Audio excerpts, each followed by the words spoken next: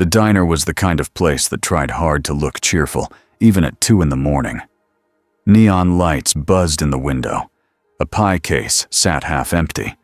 The coffee smelled burnt. A radio behind the counter played an old song at low volume, like it was embarrassed. Tina, the waitress on the night shift, wiped the same spot on the counter for the 3rd time. She did that when she was nervous. And she was nervous because the man in booth 4 had not touched his food. He was in his 30s maybe, greasy hair, a cheap jacket. He had come in alone.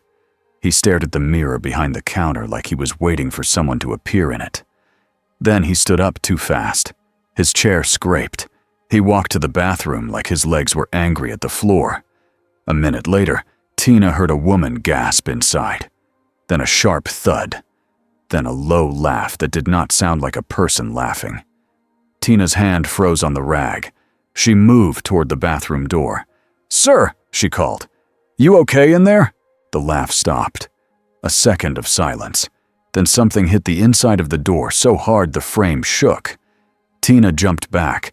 Inside the bathroom, the possessed man leaned over the sink and smiled at his own reflection. His eyes had gone wrong. Dark, empty, like the lights behind them had been shut off. The woman who had gone in after him, young, holding a phone, was pressed against the wall. Her fingers shook so badly she could not type. "Please," she whispered. He tilted his head, listening to her fear like it was music. "No one will hear you," the demon said through his mouth. The voice was smooth, pleased, and cold. "And even if they do, they won't help you." The woman tried to run. He moved so fast she barely saw it. His hand slammed her shoulder and pinned her again. "Now," the demon said. "Let's make this." The air above the sink cracked. Not a sound, not a spark. A crack, like reality had split open the way glass does. The demon's smile faltered. His head snapped up. The crack widened. A red light leaked out. Heat rolled into the room like an oven door had opened. The demon took one step back without thinking. "That's not," it muttered. For the first time, it sounded unsure. The crack tore wider. Something dropped through. It hit the tile with a heavy impact that made the sink rattle. The bathroom mirror trembled in its frame. A man stood up in armor, the color of old green metal. His helmet hid his face completely. His shoulders were wide. His movements were fast and clean, like he had done this 1,000 times. The demon blinked. It recognized many hunters, many priests, many traps. It did not recognize this. The armored man turned his head. He looked at the demon. The demon felt it. Not a smell, not a sound, a pressure, a promise. The demon snarled.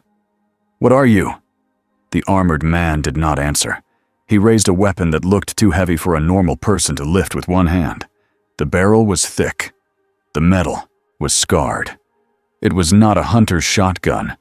It looked like a tool made for a war. The demon's host body moved, trying to dodge. Black smoke began to push out of the man's mouth. The demon wanted to flee the body and vanish. The armored man fired once. The blast hit the host body's chest and threw it into the wall hard enough to crack tile. The smoke faltered, like it had been punched. The armored man stepped in without hesitation.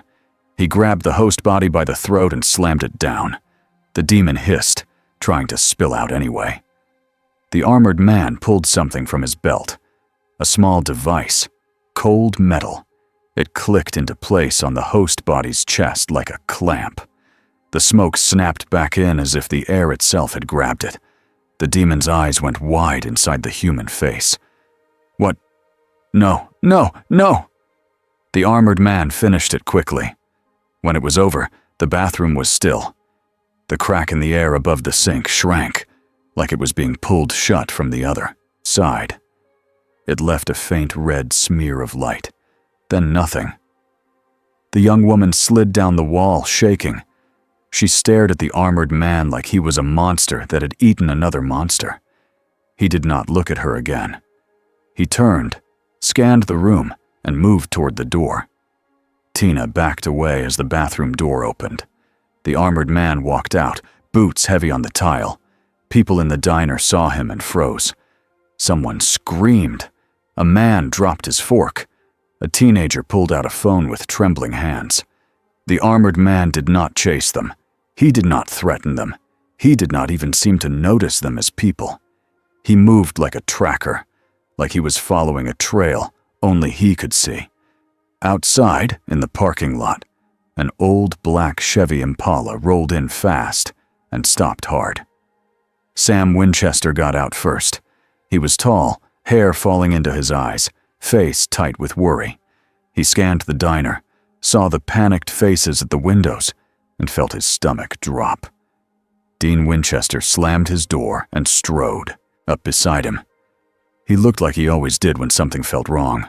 Jaw set, eyes sharp, one hand already near the gun under his jacket. "Okay," Dean muttered. "This is not a normal demon in a diner night." Sam nodded. "Do you feel that?" Dean did not answer right away. He did not like saying yes to anything that sounded like a bad omen. But he did feel it. The hair on his arms was up.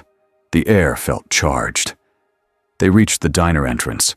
Through the glass, Sam saw him. The armored man stood near the counter, facing the door as if he had been waiting. Dean's hand went to his gun fully. "Nope, nope, nope, nope." Sam kept his voice calm. "Dean, I'm just saying," Dean whispered back. "He's like a tank had a baby with a SWAT team." Sam pushed the door open. The bell over it jingled like this was still a normal place. The armored man turned his head a fraction. He looked at Sam. Then Dean. A slow, measured scan. Sam raised his hands, slightly. Open palms. "Hey, okay. We're not here to start anything." Dean did not raise his hands. He raised his gun, not fully aimed at the head, but ready. "Dean," Sam said again, sharper. "What?" "I'm being polite," Dean said. "This is my polite." The armored man did not react to the gun. That was almost worse. Sam took a careful step forward. "Did you stop a demon in the bathroom?" The armored man's helmet tilted, like he was listening. Dean's eyes flicked past him. He saw the cracked bathroom door. He saw blood on tile. He saw fear. "Where'd he come from?" Dean demanded. The armored man did not speak. Dean huffed a bitter laugh. "Great. Silent type. Love that." Sam tried again. "Can you understand me?" The armored man lifted his left hand slightly. Not a wave, more like a pause, a warning. His right hand stayed on his weapon. Sam stopped. The diner lights flickered once, and then a man appeared behind them with the soft rush of air, like a door had opened in the world. Castiel stood there in a trench coat that had seen too much rain. His face was calm, but his eyes were focused in a way that made Sam's skin prickle. Dean turned fast. "Cass." Castiel looked past Dean, straight at the armored man. For a moment, Castiel did not move. His expression tightened, like he was hearing something ugly on an old radio station. "This one," Castiel said softly, "is not from our hell." Dean glanced between them. "Okay. That's a sentence I hate." Castiel took a step closer. "Who are you?" The armored man did not answer. He shifted his weight, as if ready to move at any second. Castiel's gaze dropped to the armor, to the marks and scratches, to dried, dark stains that had not come from any human fight Sam knew. Castiel looked back up, and for the first time that night, something close to unease showed on his face. "The rift," Castiel said. Something tore. Sam's mind raced. Portal. Dean's gun stayed up. "So what? We got a space marine in my diner now?" The armored man's helmet turned toward the parking lot, as if he could hear something far away, as if the night itself had a direction.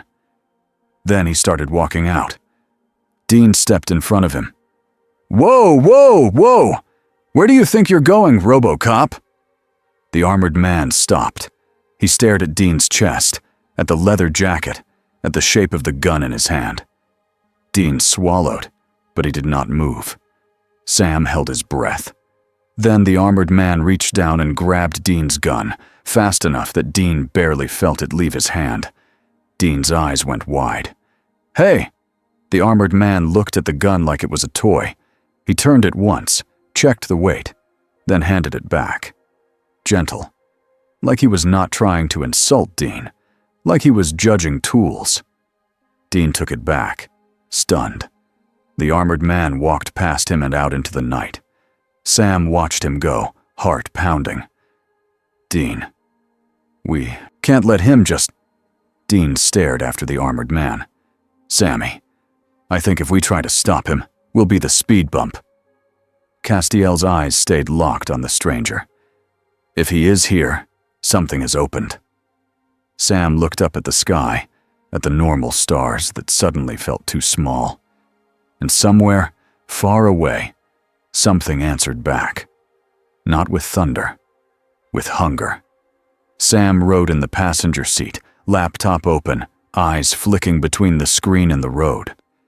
Dean drove with both hands on the wheel, like he was trying to keep the night from swerving into something worse.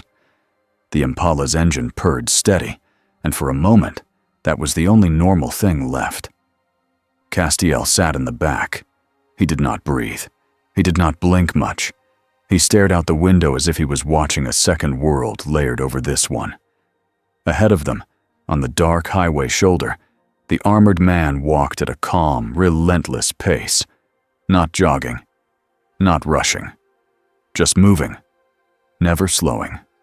Like the road owed him space, Dean kept the car a safe distance behind him. "So what's the plan here, Sam?" Sam rubbed his forehead. "I don't know yet. But he's following something." Dean snorted. "Yeah, murder vibes. Strong murder vibes."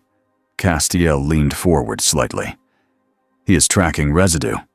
Sam looked back. "Residue of what?" Castiel's voice went quieter. "Something that should not exist here. A kind of hell energy, but refined, concentrated. Like fire that has been forced through a narrow pipe." Dean's eyes flicked to the rearview mirror. "That's comforting." Sam watched the armored man's gait. It never broke. "We can't just abandon him." Dean's jaw tightened. "We also can't just invite him to crash on the couch, Sam." Sam's gaze drifted to Dean's forearm. The anti-possession tattoo. Ink against skin. A small shield in a world full of knives. "We bring him somewhere controlled," Sam said. "Somewhere safe. We figure out what he is." Dean's laugh was short. "Safe? Sure, I'll just put up a no monsters sign." Castiel said, "The bunker." Dean's hands tightened on the wheel. "Oh, great. Home sweet murder cave." Sam nodded slowly. The Men of Letters bunker was warded, hidden and strong. If anything could hold an unknown variable, it was that place. They followed the armored man for miles. Then, without warning, he stopped and turned toward the woods. Dean tapped the brakes. "Oh, come on. Don't do the horror movie thing. We're not splitting up." Sam shoved the laptop shut. "We're going after him." Castiel was already out of the car. He moved like a shadow. Sam and Dean followed, guns out, flashlights cutting through trees. The armored man stood at the edge of a small clearing. The air there felt warmer. Wrong. Like someone had left a heater running under the ground. Sam's EMF meter spiked hard. Dean whispered, "That's not good." A patch of dirt in front of them shifted. A black mist rose from the soil in a thin stream. Dean's eyes narrowed. Demon smoke, but it's not coming from a person. The armored man raised his weapon. The smoke tried to pull back, like it wanted to flee. The armored man fired once. The blast hit the ground where the smoke was gathering. The soil exploded. The smoke snapped away like it had been hit by a strong wind. It did not vanish. It recoiled. Castiel stepped closer, eyes glowing faintly. This is a leak. A weak point. Sam swallowed. From where? Castiel's voice was tense. From a tier. A thin place between worlds. Dean stared at the armored man. Okay, buddy. If you're hunting that, that's actually kind of our thing. The armored man turned his helmet toward Dean. Dean lifted his chin. Yeah, I said it. We hunt monsters. You hunt monsters. That makes us like co-workers. Sam shot him a look that said, Really? Dean shrugged. What? I'm trying the friendly approach. Sam stepped forward, careful. We have a place. It's protected. We can help you find the source of this. The armored man did not answer, but he did not walk away either. Castiel took a slow breath he did not need. He is deciding, Dean muttered. Great. The walking tank is voting. The armored man finally moved. He turned away from the clearing and walked back toward the road, straight toward the Impala. Dean's shoulders went tense. The armored man stepped to the passenger side and looked down at Sam through the glass. Sam's heart pounded. He forced himself to stay still. The helmet tilted once, like a question. Sam opened the door slowly. You want to come with us? The armored man did not nod. He simply stepped back, giving space. Sam took that as the closest thing to permission he was going to get. Okay, Sam said softly. Okay, let's go. The Men of Letters bunker felt the same as always. Cold stone, old metal, lights that hummed low, dust that never fully went away, no matter how much Dean complained about it. But the moment the armored man stepped inside, the bunker felt like it was holding its breath. Sam watched him from a few steps away, trying not to show how nervous he was. The stranger's armor caught the bunker light and looked almost alive. Scratches, scars, old damage repaired again and again. Dean walked ahead, shotgun ready, because Dean always led with stubborn courage. Welcome to the lair, Dean said, like this was a normal tour. We got books, guns, and trauma. No response. Dean glanced back at Sam. He's loving it. I can tell. Castiel stood near the doorway, head slightly tilted, as if he was listening to the walls. Sam led them to a room that had thick doors and protective symbols carved into the frame. A containment room. A just-in-case room. Dean stopped at the threshold. All right. Ground rules. You do not touch my car. You do not touch my brother. You do not. The armored man walked past Dean and into the room without hesitation. Dean blinked. Okay. So, he's not big on consent chats. Sam stepped inside slowly after him. The room had a table, a chair bolted to the floor, and symbols on the walls. Devil's trap lines, angel warding, a mix of old and new. The armored man scanned it all. Then he looked at the door, then at Sam. Sam swallowed. This is just for safety. We don't know what you are. You don't know what we are. The armored man's helmet stayed pointed at Sam, still, patient, but heavy. Dean came in behind Sam and put a hand on Sam's shoulder, like he was reminding him they were a team even now. Castiel stepped in last. His eyes flicked to the symbols, then to the stranger. This place has wards, Castiel said. If you are hostile, it will slow you. If you are not, it will not harm you. The armored man did not react. That alone told Sam something. If he was a demon, these symbols would have mattered. If he was a ghost, salt would have mattered. If he was human, fear would have mattered. He stood there like none of those things applied. Sam forced himself to focus on what he could do. Science, lore, logic. He set an EMF meter on the table. It jumped immediately and held high. Steady. Dean raised a brow. Well, that's a strong nope. Sam checked a thermal reader. The stranger's armor glowed warmer than a normal person, not hot enough to burn the air, but too warm for a human body at rest. Sam tried again, gentle. Do you have a name? The armored man stared. Dean sighed loudly. All right. I'm calling you Tin Man until you say otherwise. No response. Dean leaned closer, squinting at the helmet. Do you even blink in there? Sam shot him another look. Dean lifted his hands in surrender. What? I'm testing the vibe.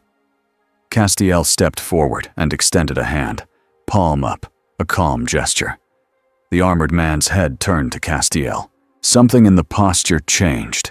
Not fear, not respect. Alertness. Castiel's voice was careful. May I touch your armor? The armored man did not speak, but he did not raise his weapon.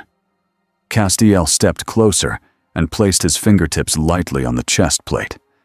Sam watched Castiel's face. At first, nothing. Then Castiel's eyes widened. He pulled his hand back fast, like he had touched a stove. Dean stiffened. Cass, what did you see? Castiel's voice came out rougher than usual. War. Sam's stomach sank. Whose war? Castiel swallowed. His.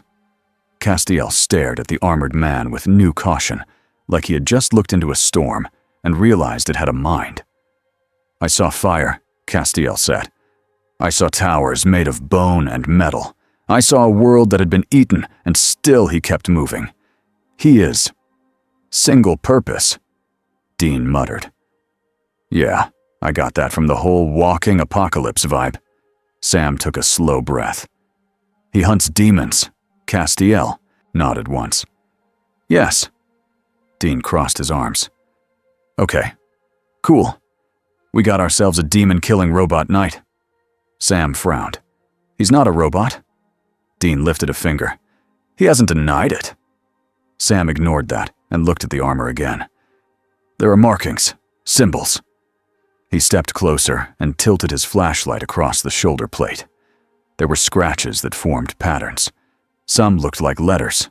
Not English. Not Latin. Sam snapped a photo on his phone. Dean pointed at a deep groove near the wrist, like a carved warning. Any chance that says, property of Doom Guy? Sam frowned harder. Dean. Dean shrugged. Sorry, it's either joke or panic. Sam turned to Castiel. Can you translate any of this? Castiel's eyes flicked over the marks. Not directly. The armored man shifted his stance slightly and reached toward his belt. Sam tensed. Dean raised his gun. The armored man pulled out a small object and set it on the table. Rectangular device. Dark metal. Scratched edges. A screen that flickered faintly. Sam leaned in, careful. Is that a data drive? The device made a soft sound, a low click. The screen lit up with a symbol Sam did not recognize, then a line pattern that looked like a map, then a red warning sign. Sam's eyes widened. It's tracking something. Dean leaned in too, despite himself. Tracking what? The device flashed again. A pulse. A point on the map, lit up in red. The armored man tapped it once with a gloved finger. Then he looked at Sam, like he was saying, There. That's the problem. Sam nodded slowly. Okay, so you're here because of that. Dean pointed at the device. And we're just supposed to trust your murder GPS. The armored man did not move. Dean exhaled. Yeah. Fine. We'll call it the Doom Roomba. Sam gave him a sharp look. Dean held up both hands. I'm done. Castiel stared at the device, then at the stranger. The points. They are weak spots. Tears. Sam looked at the screen again. The red point pulsed like a heartbeat. Sam's voice went quiet. How many? The device flickered. 1 point. Then 2. Then 3. Dean's smile vanished. Sam felt cold. It's spreading. They tried to do things the normal way first. Sam tried language. He wrote words on paper. Hello. Name. Why here? The armored man watched. Then he reached out and drew a simple symbol next to why here. It was not a word. It was a shape, like a claw mark. Dean frowned. That looks like bad thing happened. Sam nodded slowly. Or hell. Castiel's face tightened again. It is not our hell, but it is close enough that it can hook into it. Dean rubbed his temple. So, the multiverse has plumbing, and somebody just connected the wrong pipes. Sam looked at the stranger. We can help you, but we need to understand what you're fighting. The armored man stood perfectly still. Then he turned slightly and looked toward the hallway, toward the bunker doors. He was listening again. Sam's phone buzzed. He checked it and felt his stomach drop. It was a hunter contact, a shaky voice message. Sam, Dean, something's happening in Benton, Iowa. People are tearing each other apart. It's not like a normal demon. It's fast. It's ugly. And it's not stopping. Dean grabbed the phone, listened, and swore. All right. Sam looked at the armored man. That's one of the points. The armored man moved instantly. He walked out of the room. Dean hurried after him. Okay, field trip. But listen, Tin Man, you don't just... The armored man kept going. Dean glanced at Sam as they followed. He's got that I'm gonna fix it now thing. Sam grabbed the duffel bags of salt, holy water, and weapons. So do we. Castiel walked beside them, gaze distant. Be careful. Dean glanced at him. Cass, everything you say tonight is making me less calm. Castiel did not look away. That is appropriate. Benton, Iowa had a small row of shops, a school, and a warehouse district out by the old rail line. By the time the Impala got close, the air felt wrong, like a storm was about to break, but the sky was clear. Sam's EMF meter spiked again. It did not just spike, it screamed. Dean parked behind an empty building and popped the trunk. All right. Masks on? No? Great. Sam loaded rock salt shells into his shotgun with steady hands. We don't know what we're facing. Dean checked his demon-killing knife. We never do. The armored man stood near the edge of the road, staring toward the warehouses. He took a step forward, then another. Sam followed, staying a few feet back. He did not want to startle him. That felt like a bad idea. They rounded the corner. A man stumbled out from between 2 warehouses, blood on his shirt, eyes wide. He saw them and ran toward them. Help! He shouted. Please! It's inside! Something lunged out behind him. It was not a person. It was shaped like a person, but wrong in the way a nightmare is wrong. Long arms, thick muscle, skin that looked burned and stretched. It moved on all 4s for a second, then rose up tall, taller than a man should be. The injured man tripped and fell. The creature snarled and reached for him. Dean lifted his shotgun. The armored man was already moving.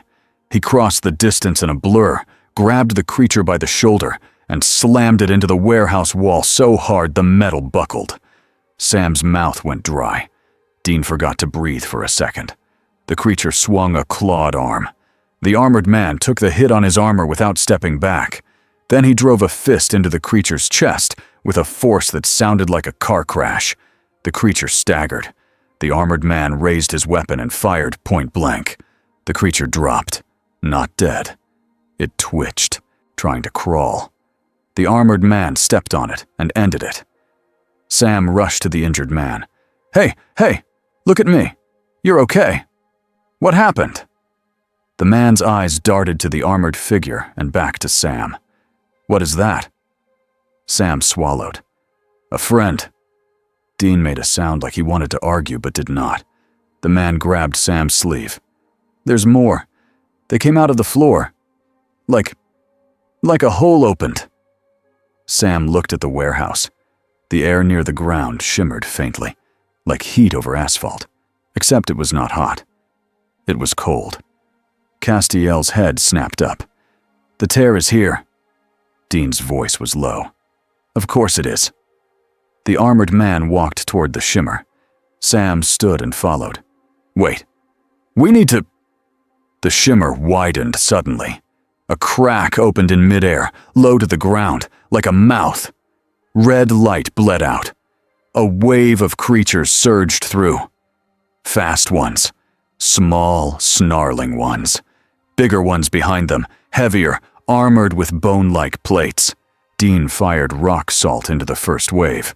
It staggered some of them but did not stop them. Not like demons. These things were physical. Sam threw a line of salt. The creatures ignored it and leaped over. Dean swore. Okay, new rules! Castiel raised a hand and shoved with invisible force. The front creatures flew back, smashed into the warehouse, and tumbled. But more came. The armored man stepped forward, as if this was the moment he had been waiting for, since he fell through that rift. He moved like a weapon with a mind. He fired once, twice. Creatures fell. He swapped weapons with a fast motion. A heavier gun now. A bright pulse of energy that lit the night in short flashes. Dean's eyes widened despite himself. Okay, that is not Home Depot. Sam ducked behind a concrete pillar as a creature leaped at him. He fired. It dropped. But two more came, and he felt his heart slam hard. A blur crossed his vision. The armored man slammed into the creatures, knocking them away from Sam before Sam could reload. Sam swallowed and forced himself to keep moving. Dean, civilians! Dean looked toward the road. A family had pulled up in a pickup truck, confused by the noise. The father stepped out, then froze when he saw monsters. Dean ran toward them, waving his arms. Get back in the truck! Now! The father stared, too shocked to move.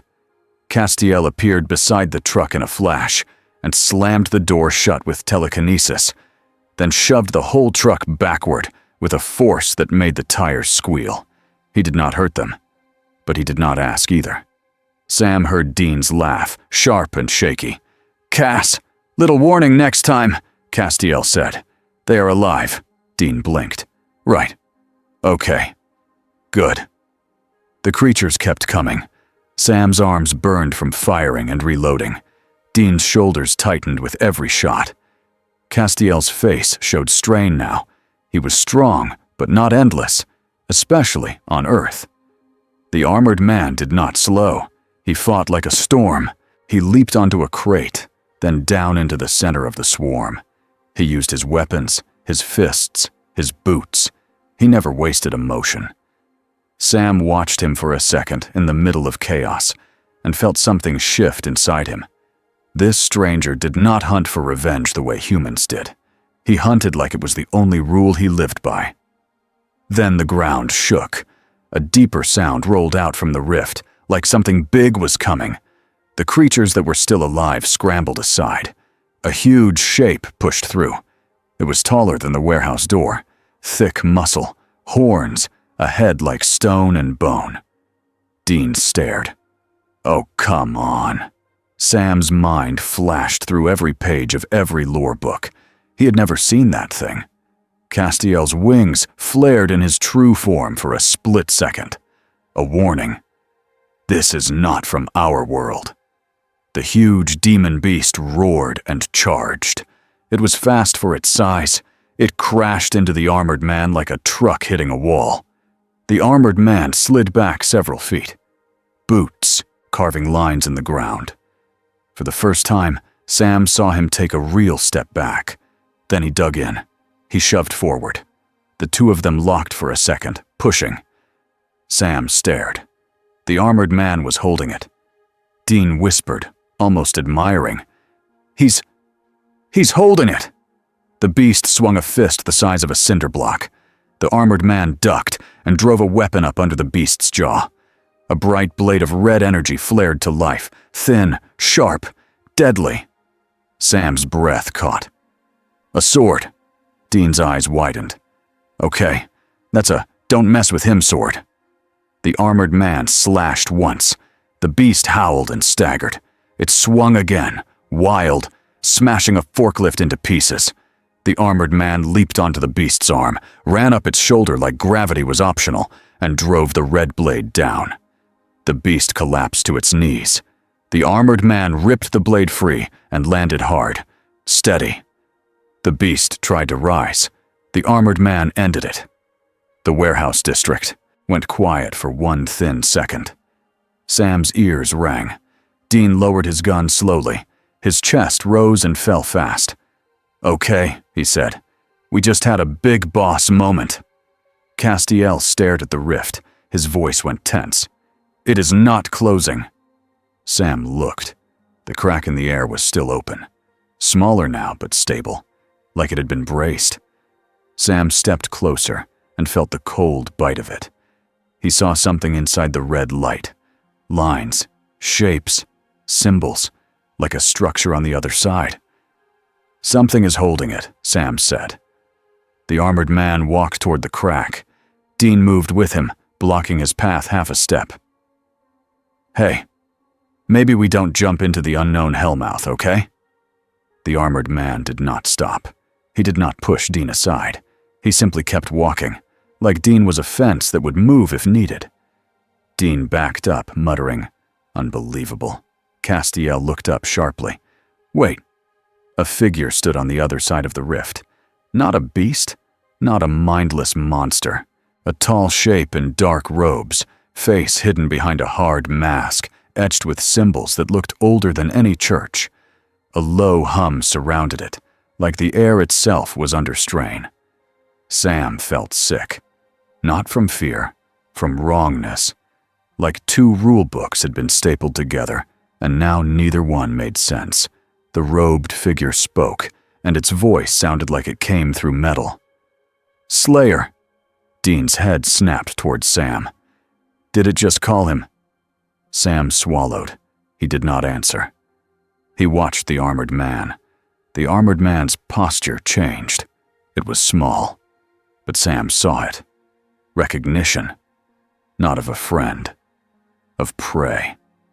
The robed figure lifted one hand.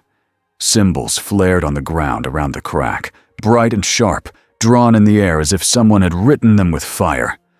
Castiel took a step back, eyes narrowed. Those are warding sigils. Sam's eyes widened. They're mixing.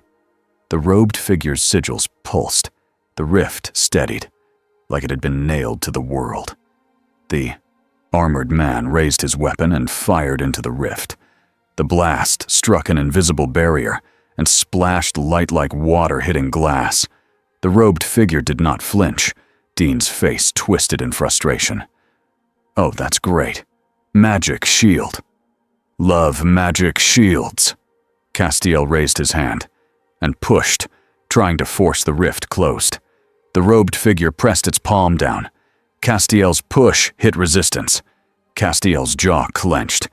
It is anchored. Sam saw it then, near the base of the crack. A spike of dark metal hammered into the concrete. It was covered in carvings. Devil's trap lines twisted with symbols Sam did not recognize. An anchor, a bridge peg. Sam whispered. Someone planned this. The robed figure's head tilted toward Sam as if it could hear the words.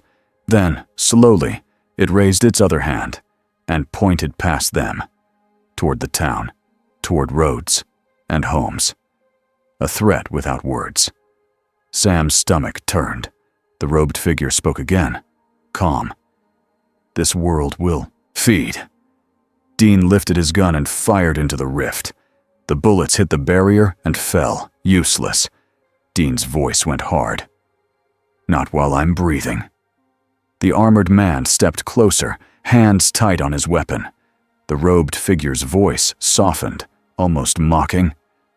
You cannot kill what you cannot reach. Then the figure lifted its hand and made a small motion. The rift shivered. A last wave of smaller creatures tried to surge out like a distraction. The armored man turned and cut them down in seconds. Fast, clean, no wasted motion. By the time he looked back, the robed figure was already retreating into the red light. Sam shouted, "Wait!" The figure did not. The rift shrank slightly, but the anchor spike stayed. The crack remained, smaller but stable.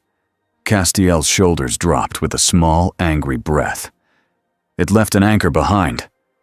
Dean stared at the spike like he wanted to kick it until it cried. So, what now? Sam looked at the armored man. The stranger stared at the anchored rift like it was an open wound he could not stitch with his hands alone. Sam felt a strange thing in his chest. Not hope, not yet, but something close. Because whatever that robed thing was, it had called the stranger by a name, and the stranger had reacted like he knew the enemy. That meant this was not random. It was a war crossing lines. Dean stepped closer to the armored man, careful. "All right, Tin Man, I don't know who you are. I don't know where you're from, but that robe-wearing creep just put a hell staple in my world." He pointed at the anchor spike. "And you looked like you wanted to punch his soul out." The armored man turned his helmet toward Dean. Dean swallowed, then held out his hand. A real handshake this time. His fingers trembled just a little. "Dean Winchester," he said. "I fight monsters." The armored man stared at the hand. For a second, Dean looked like he might regret everything. Then the armored man reached out and gripped Dean's hand. His grip was firm, controlled, not crushing. Dean let out a breath he did not know he was holding. "Okay," he said quietly. "That's something." Sam watched that handshake and felt the night tilt into a new shape. Because now, it was not just a weird visitor. Now, it was a teammate. Or a ticking bomb. And somewhere far away, deep under the world, Hell noticed the anchor had been set. In a throne room lit by fire and bad taste, Crowley paused mid-sentence as a demon whispered in his ear. Crowley's smile faded into a thin line. "Say that again," he said softly. The demon trembled. A new hunter. Not human. Not angel. Not demon. He's tearing through things that belong to you." Crowley's eyes narrowed. "Belong to me," he repeated, like he was tasting the insult. He stood, smoothing his suit. "Well," Crowley said, voice light but cold underneath. "Looks like someone kicked in my front door." And in Benton, Iowa, the anchored rift pulsed once, like a heart that had learned a new rhythm. Got it. The bunker felt louder after Benton, even when it was quiet. Not because of sound, because of what everyone was thinking. Sam sat at the big table with books spread out like a paper storm. He had photos on his laptop of the anchor spike. He had sketches. He had notes. He had 3 different reference books open, and none of them were giving him a clean answer. Dean paced. That was his way of not exploding. Castiel stood near the map room doorway, watching the hall like he expected heaven to walk in at any moment. And the armored stranger sat in a chair that looked too small for him, still as a statue. Dean tried not to stare. He failed. "Okay," Dean said, breaking the silence. "I've been patient.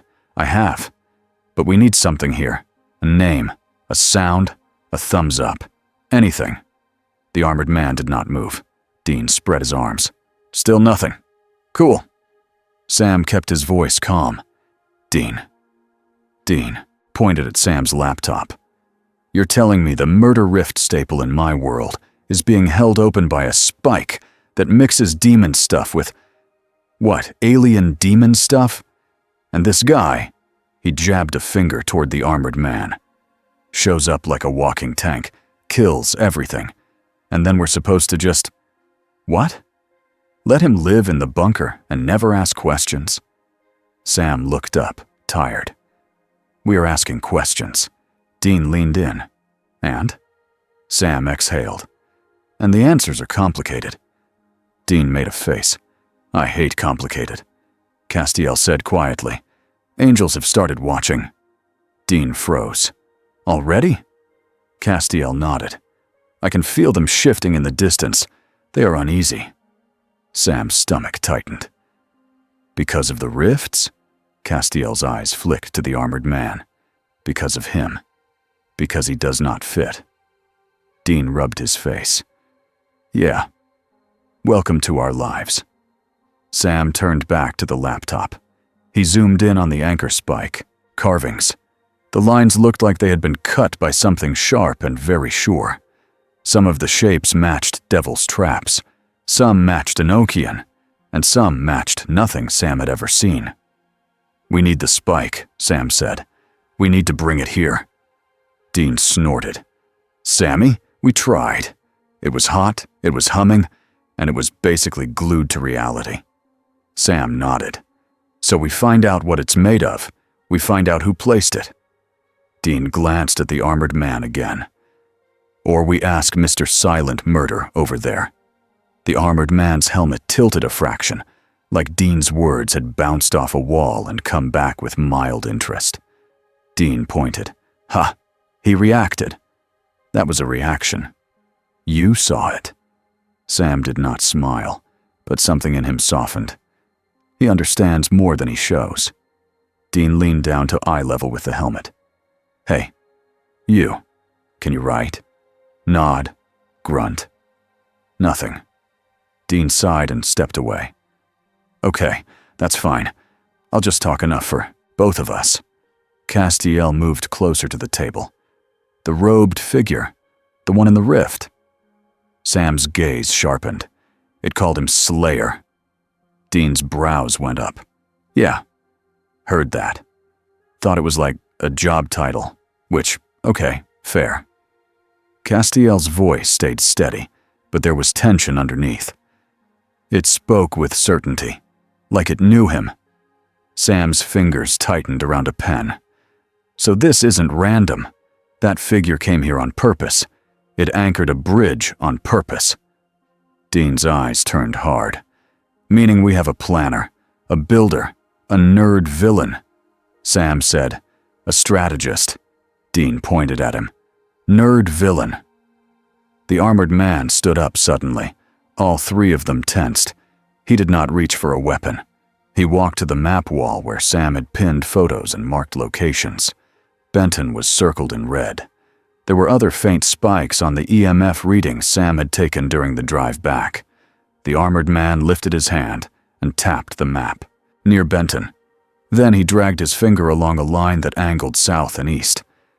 Sam leaned closer, heart thumping. You're showing us where it's going. The armored man tapped the endpoint twice.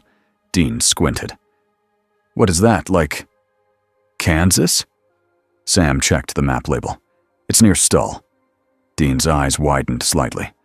Stull, Kansas. Sam nodded once. There's an old legend. People call it a gateway place. Dean stared at the armored man.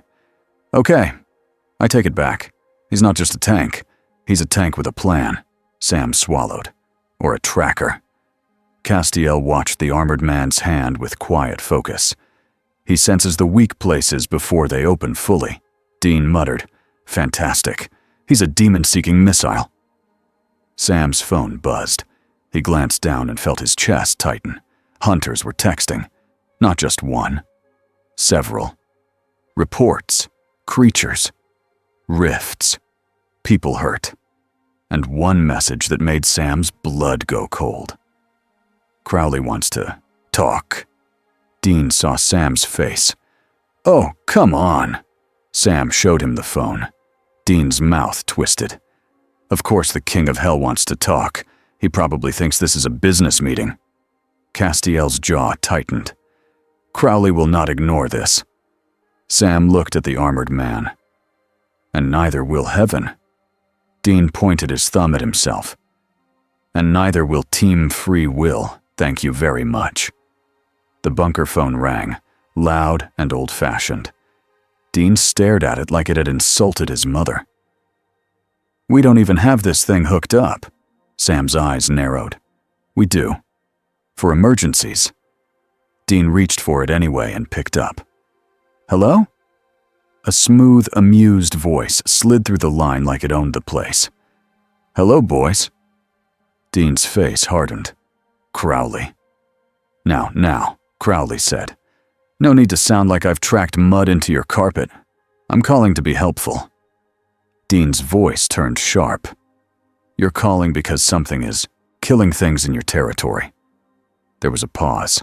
A small one, but Dean heard it. Crowley chuckled softly. Territory. Yes, that's one way of putting it. Another way is that someone has wandered into my house and started breaking furniture. Sam leaned closer. Crowley, what do you know about the rifts? Crowley's tone stayed light. More than I like, less than I want. Dean scoffed. That's your whole thing? Crowley ignored him. Here's the problem. The creatures coming through, not mine, not yours. Not even from the usual pit of screaming idiots I manage. Castiel's eyes flashed. You can feel it too. Crowley's voice turned a shade colder. I can feel my supply lines shaking, feather duster. That tends to get my attention. Sam's voice went careful. So what are you offering? Crowley paused, like he enjoyed the question. A deal, he said. Dean barked a humorless laugh. Shocking. Crowley continued. I can help you. Find the source of the anchors. I can point you toward whoever is planting them. In return, Dean leaned on the table. In return, what? Crowley's voice stayed smooth. In return, I want a conversation with your new guest. Dean's eyes flicked to the armored man. The armored man stood by the map wall, still listening. Dean's grip tightened on the phone. He doesn't do conversations. Crowley laughed. Oh, I'm certain he does. He just doesn't do them with you. Sam's stomach tightened.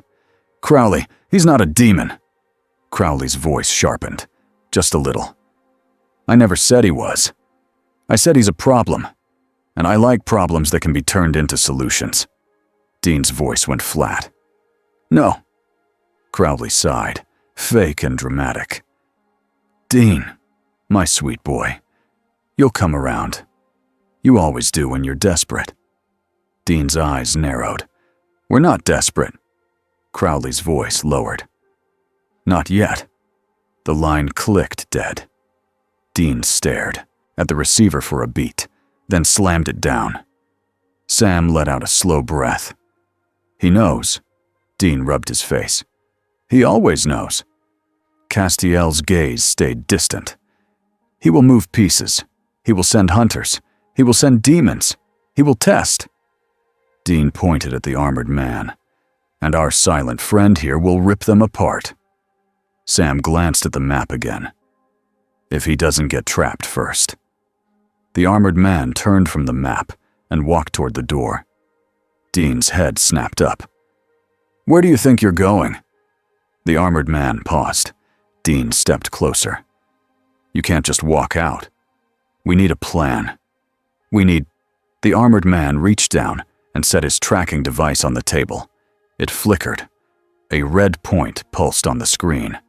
Then it pulsed again. 2 points now. Sam's throat went dry. Another anchor. Dean's voice went tense. Where? The armored man tapped the screen once. Stull, Kansas. Then he tapped a second point. Lebanon, Kansas. Dean stared. Lebanon is us. Sam's blood chilled. That's the bunker. Castiel's posture stiffened. No. The bunker lights flickered once, hard, like the building had been punched. And somewhere deep in the walls, something made a low, metal groan. Sam felt the hairs rise on his arms. Dean's hand went to his gun.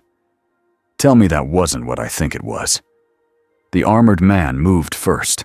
He walked into the hall, fast, controlled.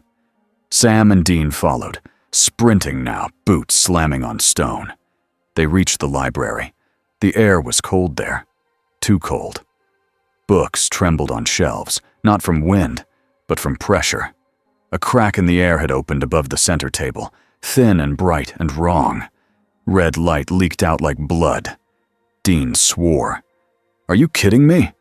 Castiel appeared beside them, eyes blazing faintly. "It found us." Sam's mind raced. The bunker had wards. It had protection.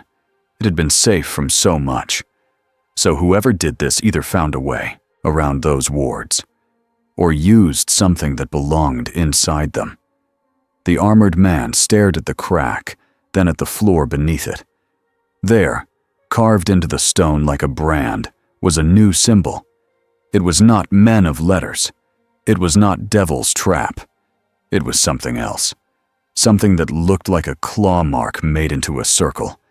The same shape the armored man had drawn on Sam's paper earlier. Sam whispered, "It's marking you." The crack widened. A sound came through. Not a roar. A low chant, like a voice speaking through metal from far away. Castiel stepped forward and pressed his hand to the air. "Hold." The crack trembled. It resisted him. Dean's voice went tight. "That's inside our house." Sam grabbed salt and threw a line on the table. "Do something." The armored man raised his weapon, but he did not shoot. He watched. He waited. The crack pulsed. And then something small dropped through. Something not alive. A metal object clattered onto the bunker table. It was a spike, an anchor spike, smaller than the one in Benton, but carved with the same mixed symbols. It hummed. The crack shrank, almost playful, like it had delivered a message and left.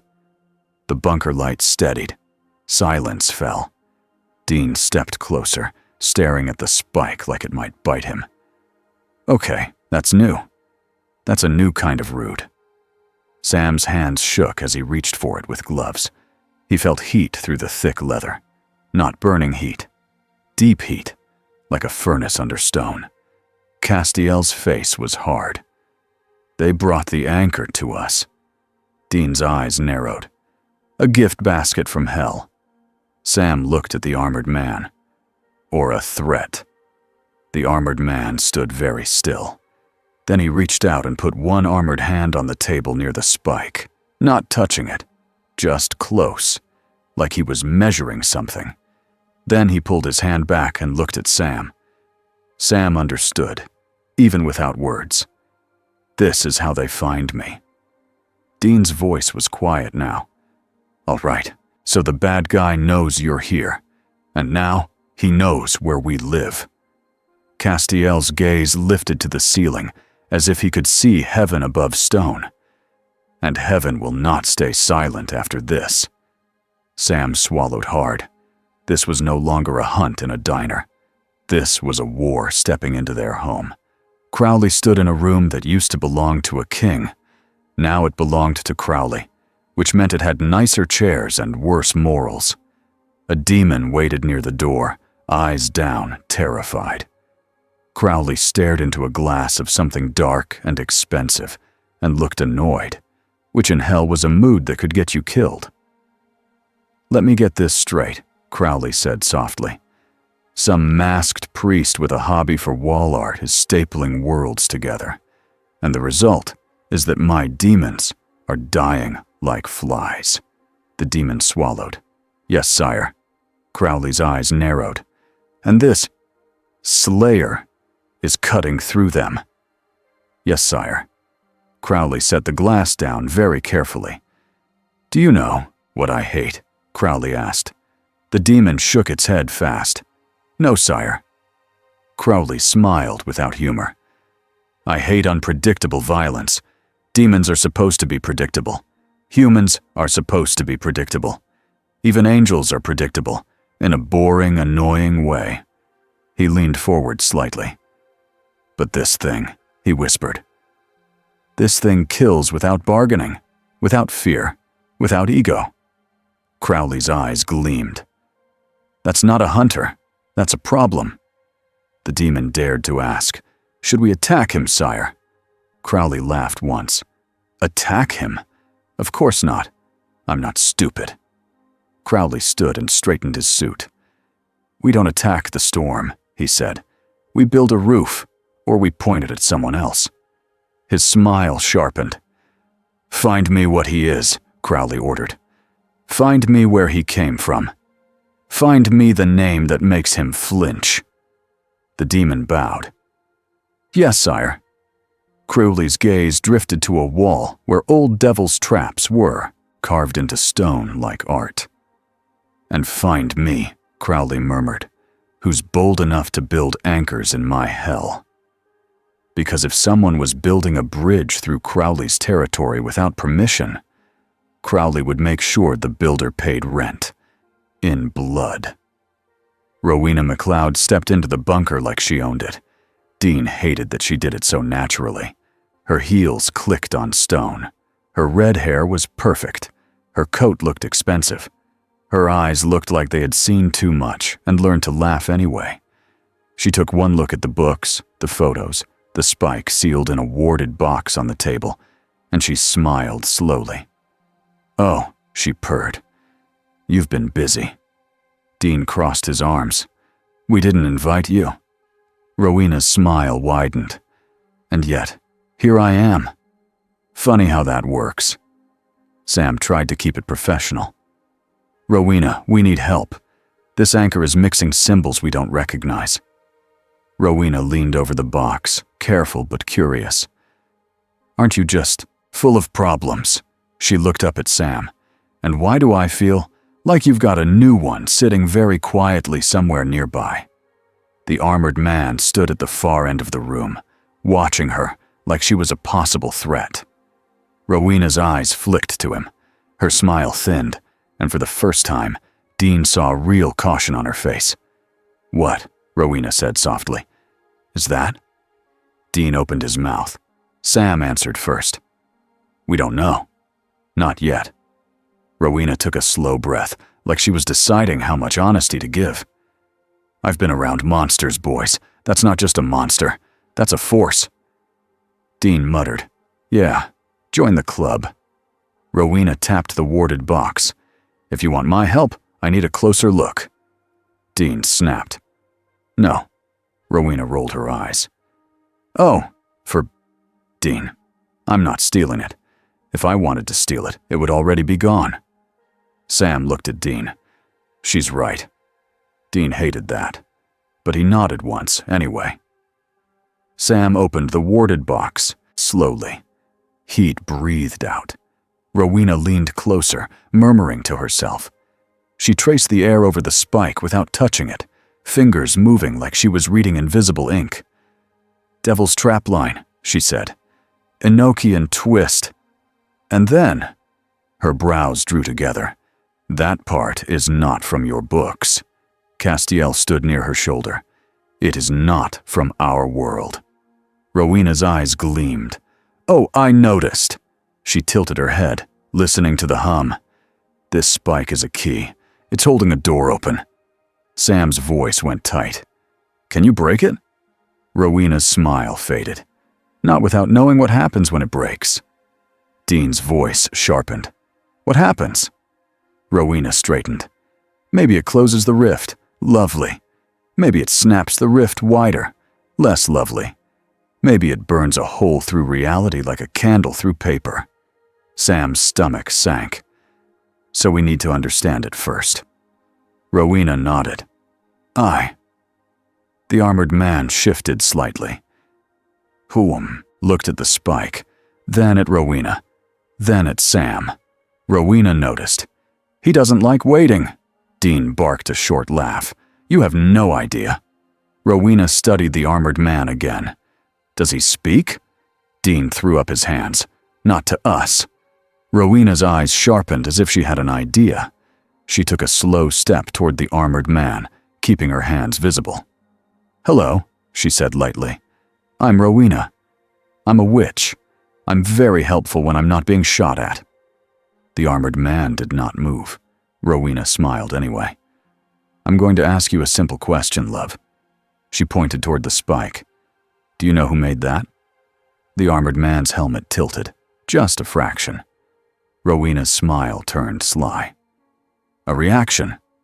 Good. She lifted a finger. If you know, tap once for yes, twice for no. We're trying not to die here. The armored man stared for a moment. Then he lifted his hand and tapped the table once. Sam's pulse jumped. He knows. Dean pointed at the armored man. Okay, great. What else do you know, buddy? How to disable the apocalypse? Any tips? Rowena gave Dean a look that said, "Stop talking," and turned back to the armored man. Can you show us? She asked. The armored man turned away from her and walked to the map wall again. He tapped Benton, then the bunker. Then he tapped Stull. Then he drew a line in the air, sharp, direct, like a knife path. Sam understood. He wants to go to Stull. Dean exhaled. Of course he does. Castiel's eyes narrowed. Stull is a thin place. Rowena's smile returned, small and dangerous. Aye, and thin places are where you can do interesting things. Sam swallowed. Or horrible things. Dean grabbed his jacket. All right. Road trip. But we do it our way. The armored man looked at Dean. Dean lifted a finger. Our way means we bring tools. We bring spells. And we don't just run face first into whatever's on the other side. The armored man did not agree. He did not disagree. He simply waited, like patience was a weapon he could use when needed. Sam packed books and supplies. Dean packed weapons and stubbornness. Castiel packed quiet worry. Rowena packed a smile that never fully meant safety. And the whole time, Sam kept thinking about the anchor spike dropped in their library like a message. We can reach you anywhere. That was the real fight now, not just killing monsters, but keeping their world from being turned into someone else's feeding ground. The church near Stull looked normal from the road. That was the trick of thin places. They hid under normal. The building was old, stone walls, a small bell tower, a graveyard that sloped gently behind it, winter grass, bare trees, silence that felt too heavy. Sam stepped out of the Impala and felt the air push against his skin, like a storm without wind. Dean slammed his door and glanced around. All right, everybody stay sharp. No wandering off to stare at spooky graves. Rowena smirked. Darling, you wound me. I only wander off to steal forbidden knowledge. Dean pointed. See? That's why we don't trust witches. Rowena waved him off. Oh, hush. Castiel's gaze stayed fixed on the church. It is thinner here, the barrier. Sam nodded. I feel it. The armored man stood a few steps ahead of them, facing the graveyard like it was a battlefield map. He raised his tracker device. It pulsed fast. Then it pointed. Toward the church basement door. Dean drew his gun. Of course it's in the basement. Sam looked at the armored man. Slow. We check for traps. The armored man did not move. Dean stepped beside him, voice low. Hey, big guy, Tin Man, whatever your name is. We are not charging into the basement without looking. The armored man's helmet turned toward Dean. Dean held his ground. Yeah, I'm serious. I know you like to solve problems with murder, but this world has tricks. It has traps. It has deals. We don't play fair here. We play smart. The armored man stared for a beat. Then he took one step back. Just one. Dean blinked, surprised. Okay, that's progress. Sam exhaled. Good. They moved as a group. Sam checked the door with salt and holy water. No hiss, no reaction. That didn't mean safe. It just meant the trap wasn't a normal one. Rowena crouched and pressed her fingers to the wood. There's magic, she murmured. Old magic. But not church magic. Dean frowned. That's not creepy at all. Castiel said, it is not meant to keep demons out. Sam's voice went quiet. It's meant to keep something in. They went down the stairs. The basement smelled like stone and dust and cold. The light from Dean's flashlight hit old shelves, broken chairs, and a large circle carved into the floor. Sam's throat tightened. The circle was not a devil's trap. It was a mixing bowl of symbols. Devil's trap lines braided, with Enochian strokes, and in the middle, carved deep, the same claw-mark circle from the bunker. The armored man stepped forward, his helmet tilted down. His body went still in a different way, like a hunting dog seeing a familiar scent. Rowena whispered, "That's an anchor circle." Sam's pulse pounded. "Where's the spike?" The armored man lifted his weapon and pointed it toward the far wall. Sam swung his flashlight.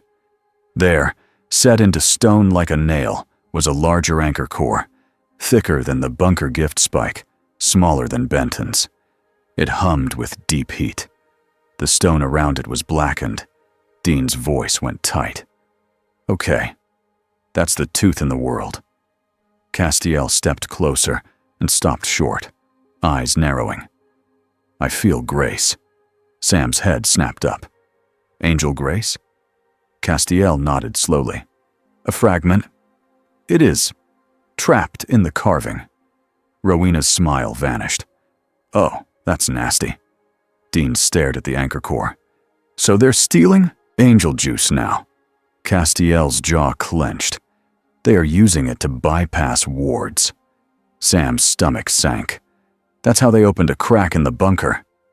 Rowena looked at the armored man, more serious now. "If you rip that out without care, love, you might tear more than the door." The armored man did not respond. He walked toward the anchor core.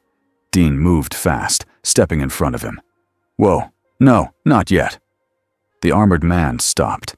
His posture tightened, a silent question. Dean held up a hand. "We do this right." "Sam?" Sam stepped closer, eyes fixed on the symbols. "If there's grace in it, we might be able to drain the energy safely. If we destroy it wrong, it could blow the rift open." The armored man looked at Sam. Sam kept his voice steady.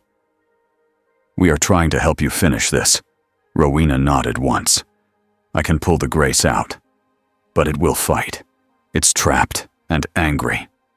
Castiel's eyes flicked to Rowena. "Be careful." Rowena's smile turned sharp again. "Oh, sweetheart, I'm always careful." She reached into her coat and pulled out a small pouch. She drew a line of powder around the circle's edge, murmuring words Sam did not fully understand. The air shifted. It felt like pressure changing before a thunderstorm. Dean watched her hands tense. "If you blow up the church, I'm haunting you." Rowena snorted. "Noted." She began the spell. The anchor core hummed louder.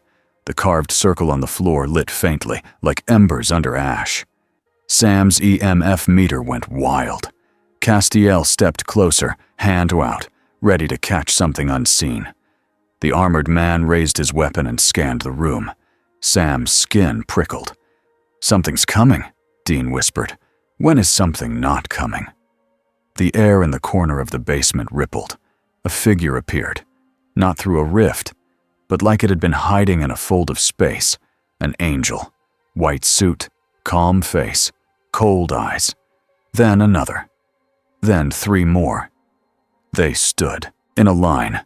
Perfect posture. Perfect control. Sam's mouth went dry. "Oh no!" Dean's voice went flat. "Of course!" The lead angel looked at Castiel first. "Castiel," it said. "Step away." Castiel's expression tightened. "No." The angel's gaze shifted to the armored man. "That thing is an anomaly," Dean snapped. "He has a name." The angel ignored Dean completely. "It is a threat. It is not governed by heaven. It is not part of the natural order." Rowena kept chanting, but her eyes flicked toward the angels, annoyed. "Could you lot not interrupt? I'm doing something delicate." The lead angel's eyes narrowed at her. "Witch." Rowena smiled with teeth. "Angel?" Sam's mind raced. The Angels wanted control. They always did. And if they tried to take the armored man now, it would become a fight inside a thin place, around a live anchor core. It would be chaos. Dean raised his shotgun. Nobody moves! The Angels did not look worried. The lead angel lifted its hand. Dean's gun flew out of his grip and slammed into the wall. Dean swore. Hey! Sam's gun yanked too, ripped away like it weighed nothing. It hit the floor with a loud clack. Sam's heart hammered. Castiel stepped forward, eyes flashing. Stop! The lead angel's gaze hardened. You are compromised, Castiel. Stand down.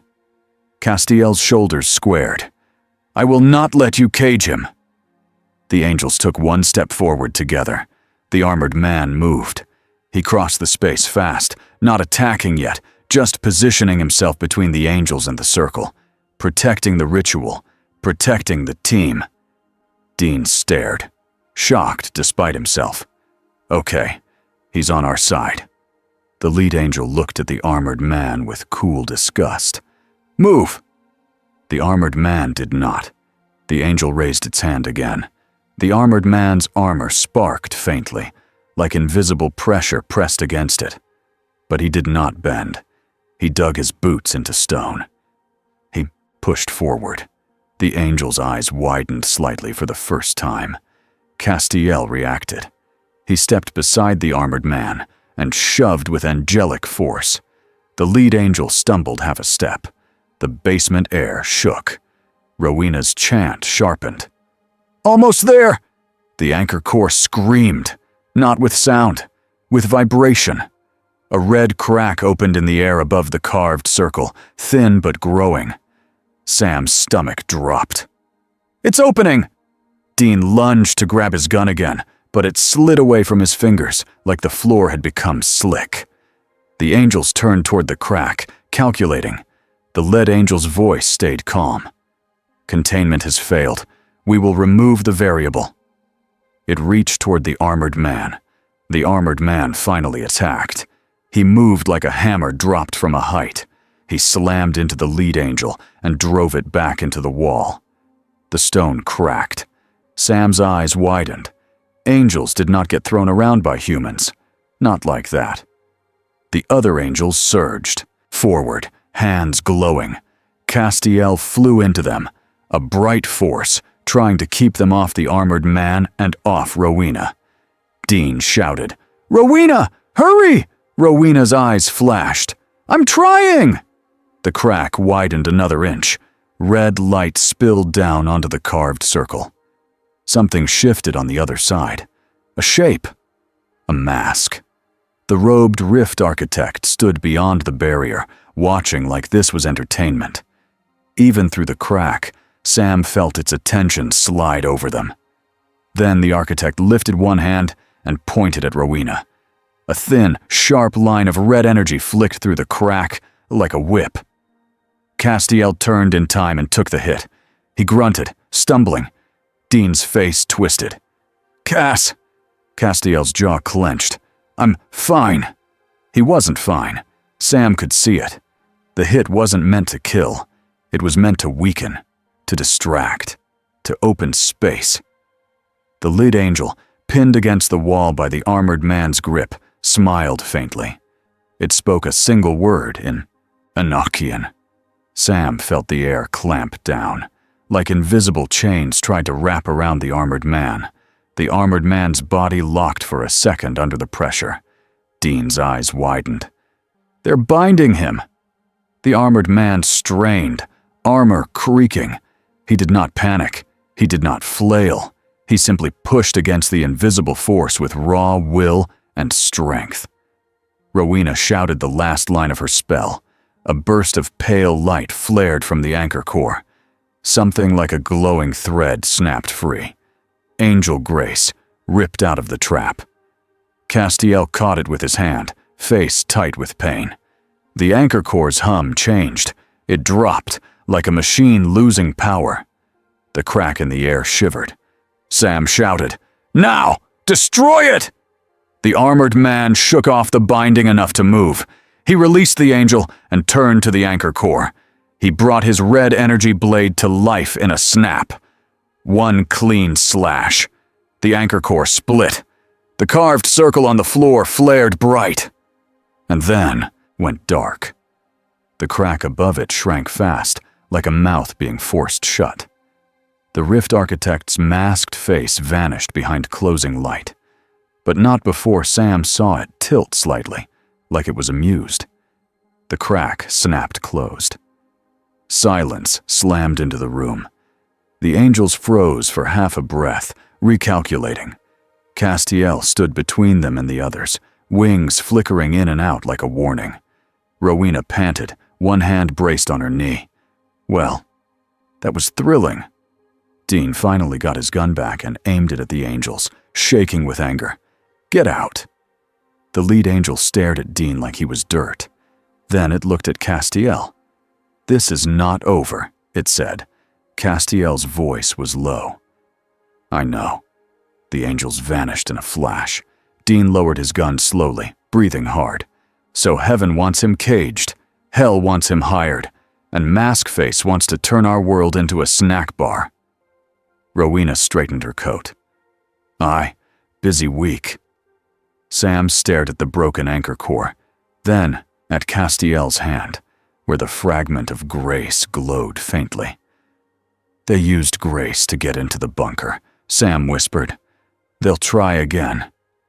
The armored man stood over the broken core, helmet angled down. Then he turned to Sam. Sam saw it in the stillness of his posture. He wasn't just hunting rifts. He was hunting the one who built them. And now, after the angels, after the architect's message, after the bunker breach, Sam understood something simple and terrifying. This war wasn't coming. It was already here. That night, back in the bunker, Sam could not sleep. He sat at the table again, the grace fragment sealed safely in a warded container. He had notes everywhere. He had new photos of the church symbols. He had the tracker's map copied by hand. Dean leaned against the doorway, coffee in hand, face tired but stubborn. "You okay?" Dean asked. Sam's voice was quiet. "No." Dean nodded once, like he respected the honesty. "Yeah. Same." Sam's eyes flicked up. "The angels tried to bind him." Dean's jaw tightened. Angels bind anything they can't control. Sam looked toward the hall, where the armored man stood alone in the armory, cleaning his weapon like it was a routine that kept him steady. "He didn't kill them," Sam said. Dean blinked. "Huh." Sam swallowed. He could have tried. He's strong enough to make them worry. But he didn't. Dean's voice went a little softer. "Because he knows what matters." Sam nodded slowly. He wanted the anchor destroyed. That was the mission.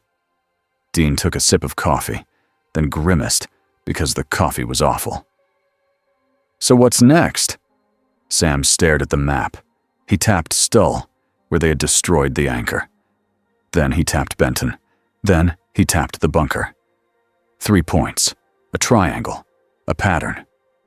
"It's not just random anchors," Sam said. "It's a network." Dean's eyes narrowed. "Like a web." Sam nodded. "And we cut one strand, but the web stays." Dean set the coffee down. "So we cut more." Sam looked up. "Before they cut us." Dean's mouth twisted into a tired smile. "That's my Sammy." From the hall, boots sounded, heavy and steady. The armored man appeared, silent as always. He walked to the map wall. He pointed at a new location Sam had not circled yet. A dot in the upper Midwest, then another, then another. 3 more. Dean stared. "Are you telling me there are 6 of these things now?" The armored man tapped the tracker device once. It flashed. 6 pulsing points. Sam's chest tightened. "Multiple anchors."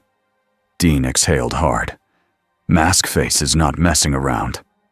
Rowena's voice floated in from the hallway as she strolled in like it was her home too. "Of course he isn't. You don't build bridges between hells as a hobby. You build them because you want something. Castiel stepped in behind her, eyes still tense. He wants this world. Rowena smiled thinly. Aye. And he's using all of you as tools. Dean snapped. We're not tools. Rowena lifted a brow. Then stop being predictable. Sam stared at the map, mind racing. He targeted the bunker to scare us and to study our defenses. Dean's eyes narrowed. And to make heaven show up. Castiel's jaw tightened. Yes. Sam's hands clenched. He's turning everyone against each other. Hunters, angels, hell. Rowena's voice was almost gentle now. That's what clever monsters do, love. Dean looked toward the armored man. All right, Tin Man. The armored man turned his helmet. Dean pointed at the map. You want to hunt anchors? We'll hunt anchors. But we do it smart. We pick the right one. We pick the safest one. We don't let heaven grab you. We don't let hell buy you.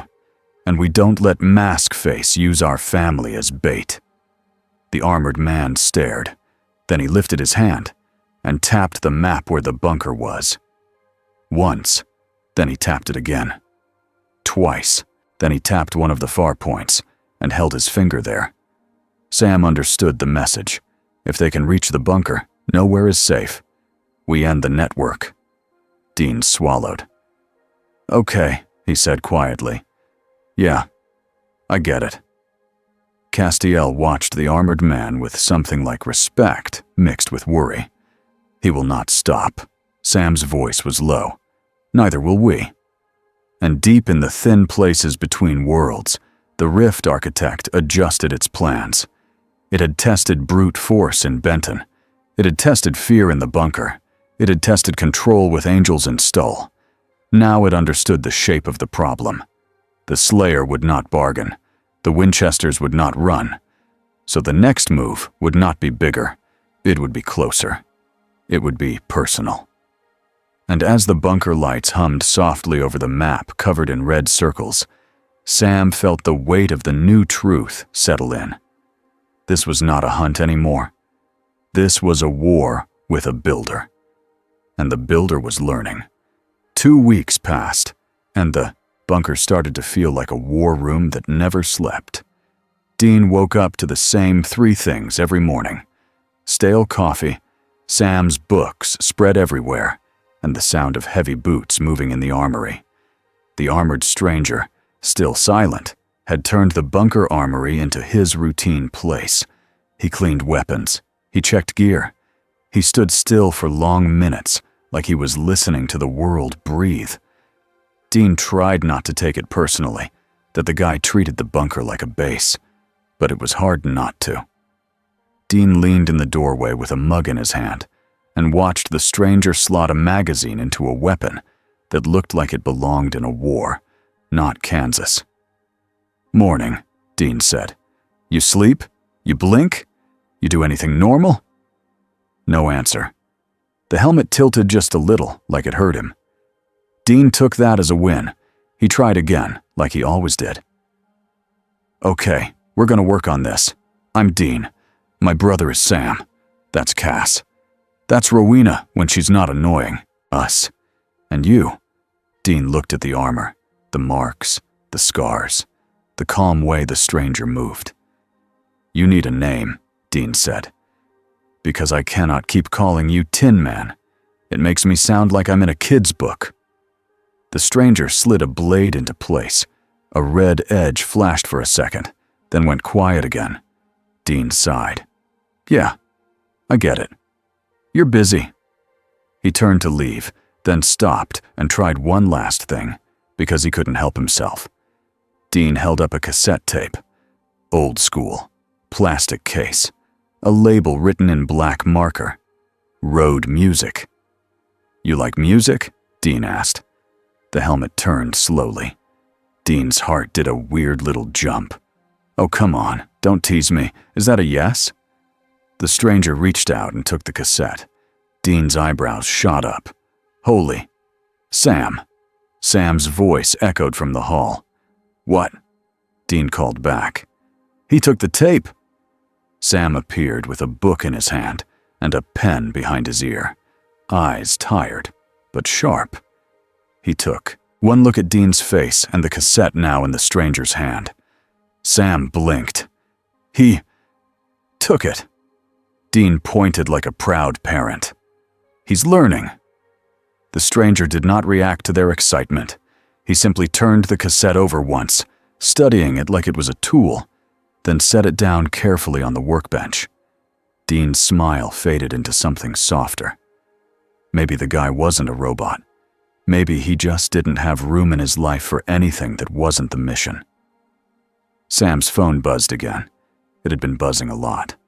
Sam looked down. His face tightened. We've got another spike. Dean's shoulders went tense. Where? Sam held up the screen. Outside Duluth. A hunter team got there first. They say it's not just creatures this time. It's people. People are getting pulled toward the thin place like something is calling them. Dean's jaw clenched. Maskface is using bait. Castiel's voice came from behind them. He is learning. Faster. Castiel stood in the doorway, trench coat wrinkled, eyes fixed on the tracker device sitting on the table. The device pulsed with more red points than Dean liked seeing. Sam rubbed his forehead. We can't keep putting out fires one at a time. There are too many. Dean looked at the stranger. You hear that? We're losing the math. The stranger picked up the tracker and tapped one point, then another. Then he drew a line between them with one gloved finger. Sam leaned in. A root. Dean frowned. Or a chain. Castiel stepped closer, gaze narrowing. It is a network.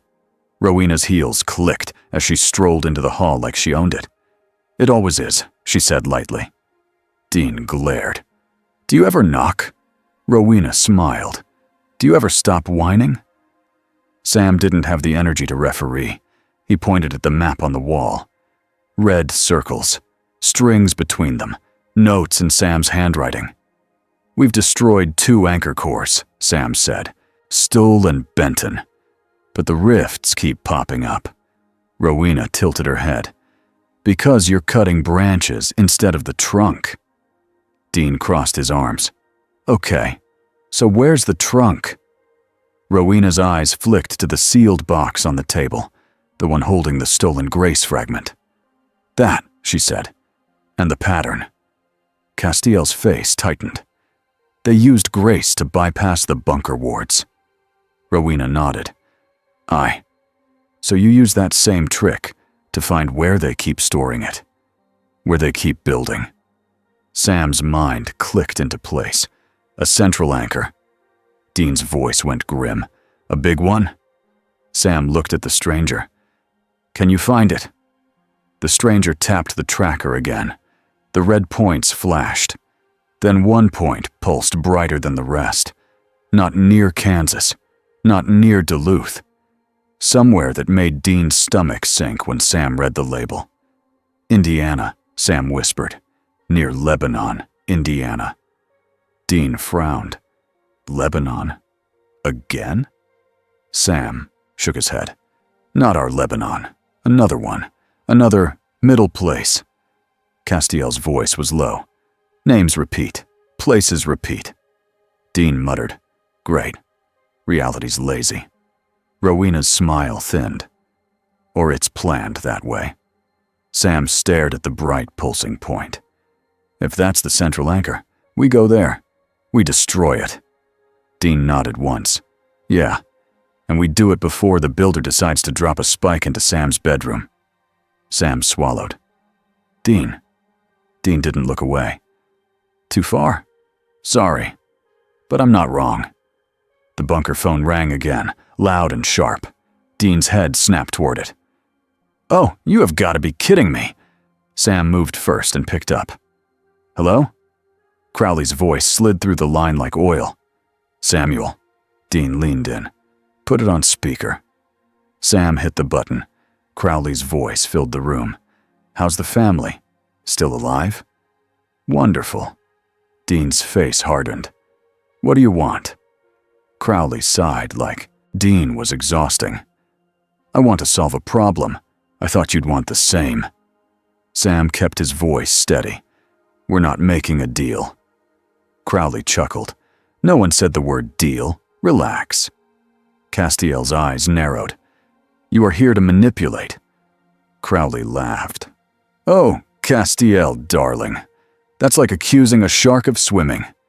Dean pointed at the phone. Spit it out. Crowley's tone shifted, a little less playful. Your robed friend, the one building anchors. He's stepping on my toes. Dean sneered. Huh, poor hell. Someone's messing up your business. Crowley ignored him. I've found where he's pulling the grace from. Sam's pulse jumped. How? Crowley's voice stayed smooth. I have employees. They listen. They steal. They die. It's a whole thing. Rowena leaned closer, interested despite herself. And where is it? Crowley paused, enjoying the attention. A vault. An old men of letters site. Not yours.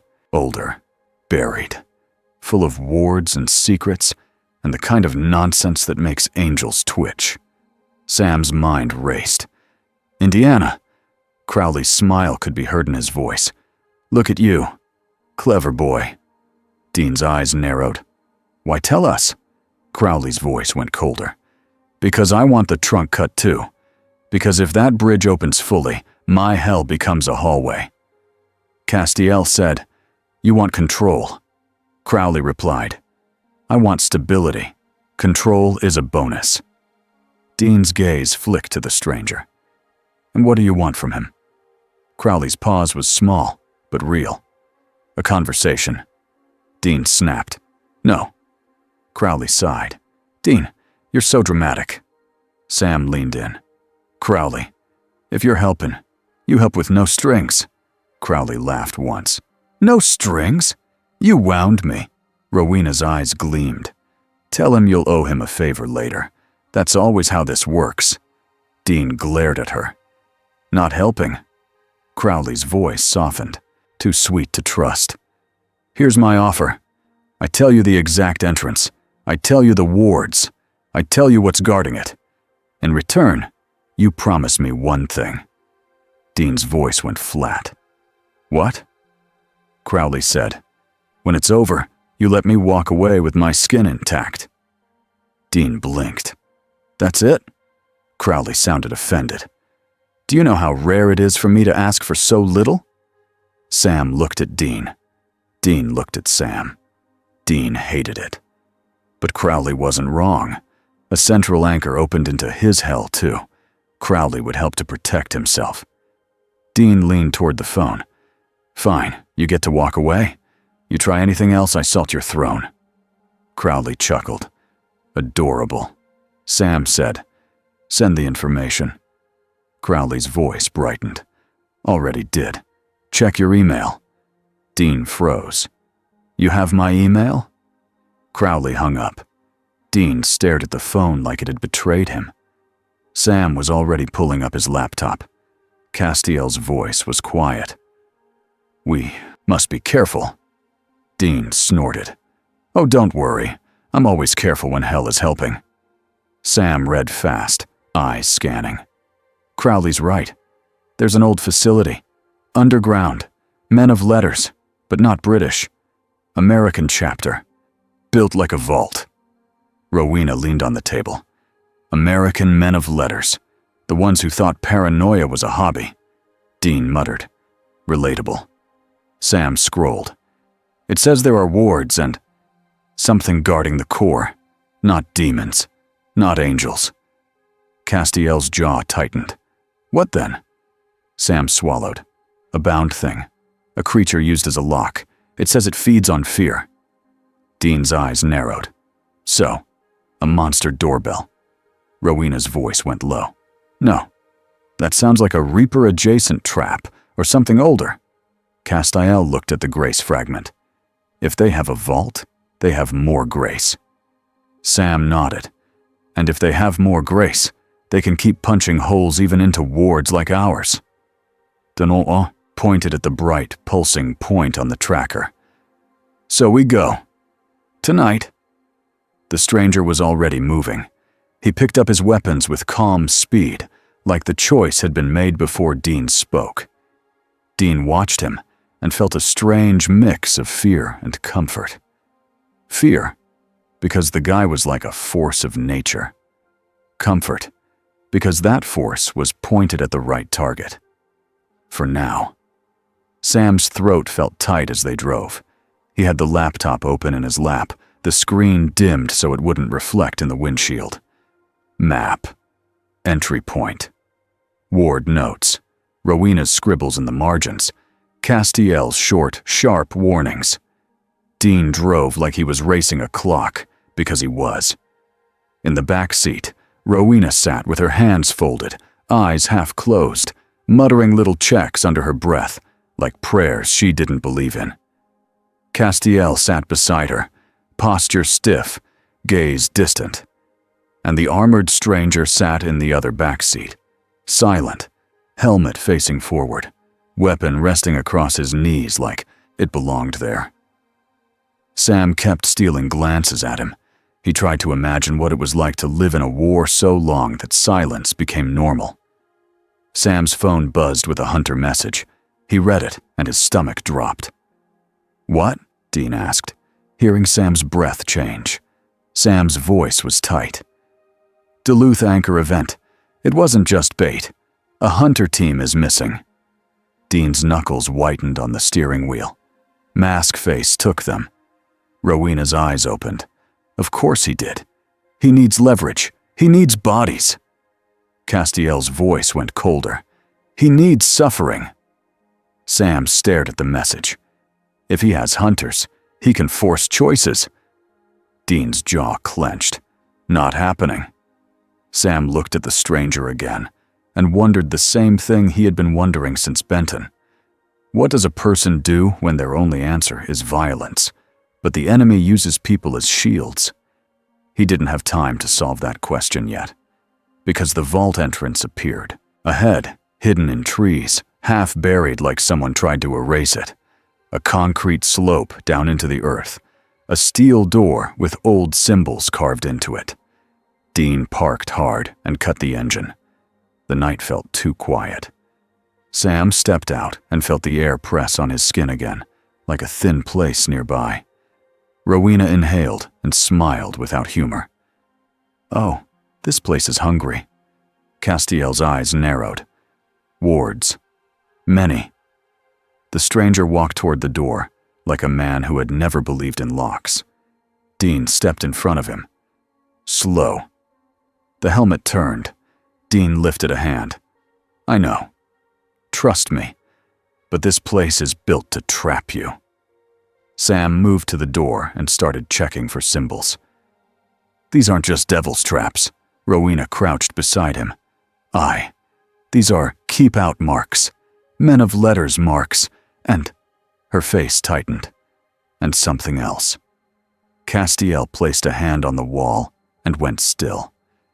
"There is grace inside, more than a fragment." Simpu swallowed. "So, this is the supply," Dean muttered, "and Maskface is shopping in it." Rowena shot him a look. "He's stealing it." Dean raised both hands. "Fine. Stealing. Sorry." Sam found the lock. Not a normal lock, a symbol lock. He looked at Castiel. "Can you break it?" Castiel's eyes flicked to the stranger. "If I break it, the vault will know. It will react." Dean frowned. "It's a smart vault." Rowena's smile returned, sharp and dangerous. "Then we trick it." She pulled out a small vial from her coat. Inside, pale light swirled like trapped fog. Sam's eyes widened. "That's your angel grace fragment," Rowena said sweetly. "Borrowed." Castiel's gaze tightened, but he did not argue now. "Be careful." Rowena held the vial to the symbol lock and whispered a short spell. The symbols on the door shimmered. The lock clicked like it had recognized a key. The steel door creaked open. Cold air poured out. Dean shivered and forced himself forward, flashlight raised. "All right, in and out. No sightseeing." They went down. The vault hall was narrow and clean, like it had been sealed for decades. Concrete walls, old lights that flickered on as if the place woke up angry. Sam's EMF meter jumped. The tracker in the stranger's hand pulsed hard. Dean whispered, "Straight ahead." They reached a larger chamber, and Sam felt his stomach drop. Because there were people inside. Hunters. Tied to chairs in a circle around a carved symbol on the floor. Some were unconscious. Some were awake and shaking. Their faces were pale under the vault lights. Dean's voice went rough. "Oh, son of a—" Sam rushed forward, but Rowena grabbed his sleeve. "Wait." Sam froze. "Why?" Rowena pointed. Thin lines ran from the chairs to the symbol circle, like threads drawn in ash and blood. A trap. If they broke the circle wrong, those threads would pull something out of the people. Life. Soul. Something worse. Castiel's jaw clenched. "It is a siphon." Dean's eyes went hot with anger. Mask Face did this. Sam swallowed, forcing his mind to work. "We can't cut them free first. We have to shut the circle down." The stranger stepped forward. Dean snapped. "No!" The stranger stopped, but only because Dean was in front of him. Dean's voice went urgent. "Listen, if you blast the circle, you might kill them." The helmet stared at Dean. Dean held his ground. "I know you want to hit the problem hard. I get it. But these are people. They're like us." Sam's heart hammered. He didn't know if the stranger understood that kind of choice. Then the stranger did something that surprised Sam more than any fight.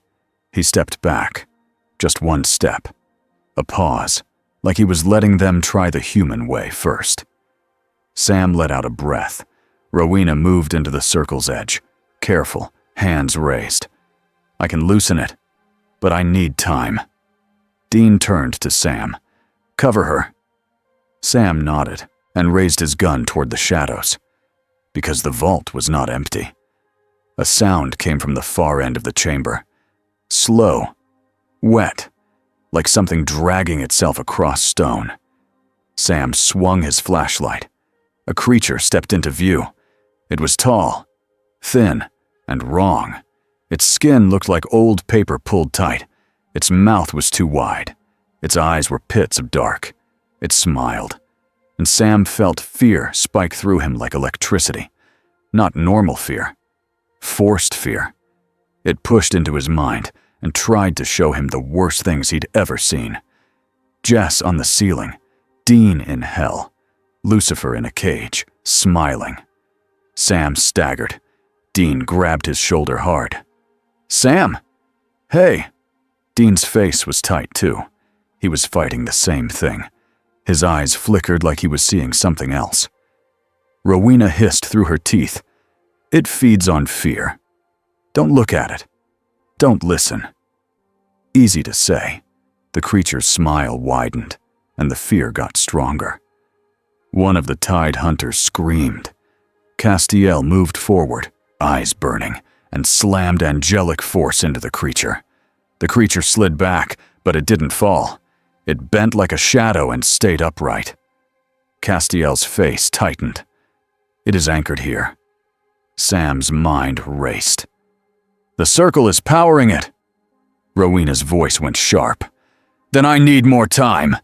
Dean swore and lifted his gun, firing rock salt at the creature. The pellets hit, but the creature barely flinched. It stepped closer. Fear rolled harder. Sam's hands shook. He forced himself to focus on something real. The feel of the gun. The cold concrete under his boots. Dean's grip. Castiel's steady presence. The stranger moved. He stepped past Dean and Sam, not rushing at the creature like a mindless attack, but moving with purpose. He placed himself between the creature and the circle.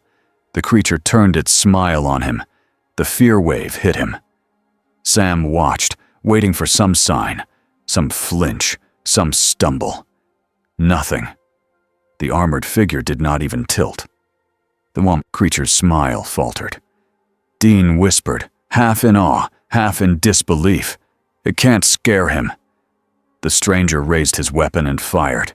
The creature moved fast, but the shots tracked it. It jerked back. It hissed like steam. It still didn't die. Castiel shoved again with angelic force, pinning it for a second. The stranger switched weapons with a clean motion and fired a burst that lit the chamber in harsh flashes. The creature stumbled. Then the stranger was on it. He grabbed it by the throat and slammed it into the floor so hard the concrete cracked. The creature writhed, fear pulsing outward in a last desperate surge. Sam's vision swam. Dean grunted, teeth clenched. Rowena shouted, "I'm almost—" The stranger lifted his red energy blade. He looked at the creature. Then, for the first time, he looked at the hunters in the chairs. He didn't speak. But Sam felt the choice in the pause. Then he drove the blade down, clean and precise. The creature convulsed and went still. The fear pressure dropped instantly, like a hand had let go of their throats. Sam sucked in air. Dean exhaled shakily. "Okay, yeah, that was good." Castiel stepped toward the back of the chamber, eyes narrowing. "He's here." Sam turned, heart pounding. The air above the central symbol circle cracked open. A thin red rift, but controlled, stable. The rift architect stood on the other side, mask gleaming under red light. It didn't rush. It didn't roar. It watched. Then it spoke, voice flat and calm. "Winchesters." Dean's mouth twisted. "Oh, great. It knows our names." The architect's head tilted toward the armored figure. "Slayer." The stranger raised his weapon without hesitation. The architect lifted one hand. Invisible pressure slammed into the stranger, trying to pin him, bind him, lock him in place. The stranger's boots slid on concrete, but he held. Castiel stepped forward, wings flickering in his eyes, and pushed back. "No." The pressure shifted, like two forces grinding. Rowena's chant sharpened. Her hands glowed faintly as she worked the siphon circle. "Keep him off me!" Dean moved between Rowena and the rift, gun up. "Over my dead body." The architect's voice stayed calm. "That can be arranged." A wave of doom creatures surged through the rift, fast and snarling.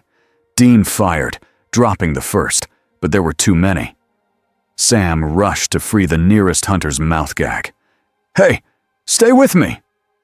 The hunter's eyes were wide with pain and fear. "It used us, like batteries." Sam swallowed. "I know. We're getting you out." Castiel slammed angelic force into the wave, throwing creatures back, but more came. The stranger broke free of the binding pressure with a sudden surge, like a chain snapping. He moved into the swarm and started cutting a path. Dean saw it. The sheer speed. The brutal control. It wasn't even a fight for him. It was clearing space. But the architect wasn't trying to win by killing them all.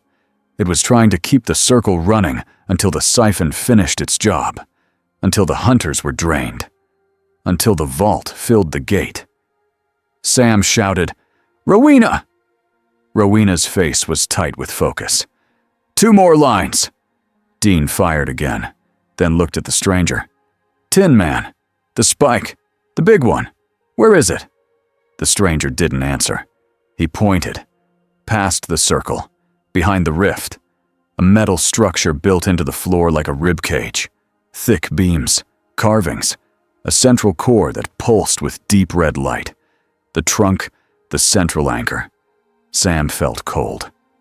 "That thing is huge." Castiel's eyes narrowed. "It is loaded with grace," Rowena hissed. "And if it blows, we all die." Dean's voice went sharp. "So we don't let it blow. We shut it down. Now." The architect's mask turned toward Dean. "You cannot. Not without sacrifice." Dean's jaw clenched. "Watch me." The architect shifted its hand slightly, and the siphon threads on the hunters tightened. One hunter screamed. Sam's heart twisted. "Stop!" The architect's voice stayed calm. "Choose, the anchor, or them." Sam felt the trap closing. This was the real weapon. Not claws, not fire. Choice. He looked at the stranger, hoping for something. Anything. The armored figure didn't hesitate. He moved toward the anchor core. Dean grabbed his arm. No, if you destroy it now, the circle might take them with it. The helmet turned toward Dean. Dean's voice broke just a little under the anger. They're people. The stranger looked at the hunters.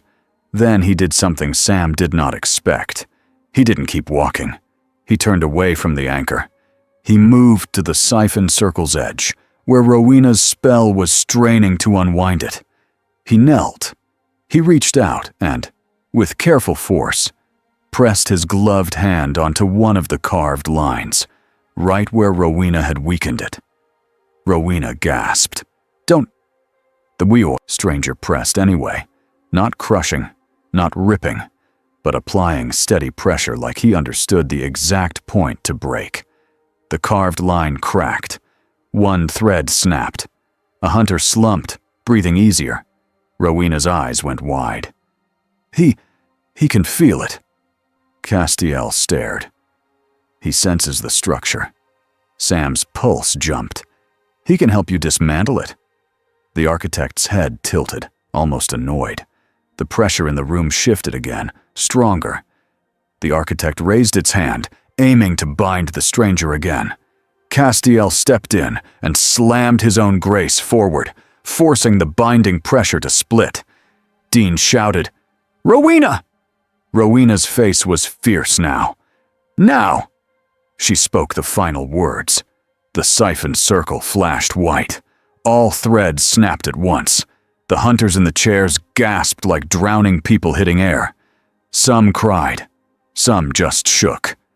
Sam rushed from chair to chair, cutting ropes, checking pulses, keeping them awake. You're okay. You're okay. Breathe. Dean turned toward the anchor. Gun up, voice hard. All right, mask face. No more shields. The stranger stood. He walked toward the anchor core again. The architect's voice cut through the chaos, low and direct. Slayer.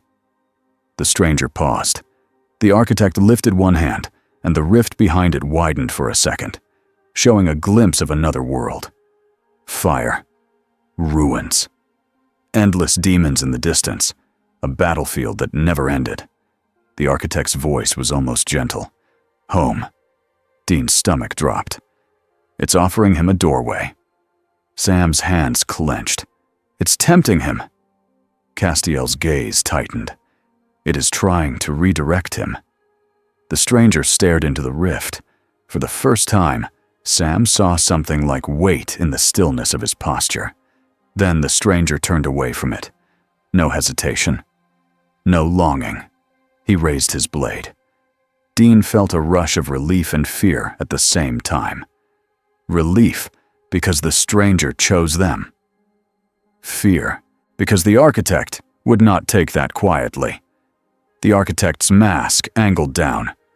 Then you will stay. It slammed both hands downward. The vault shook. The anchor core flared bright red. Sam shouted, "It's going to overload!"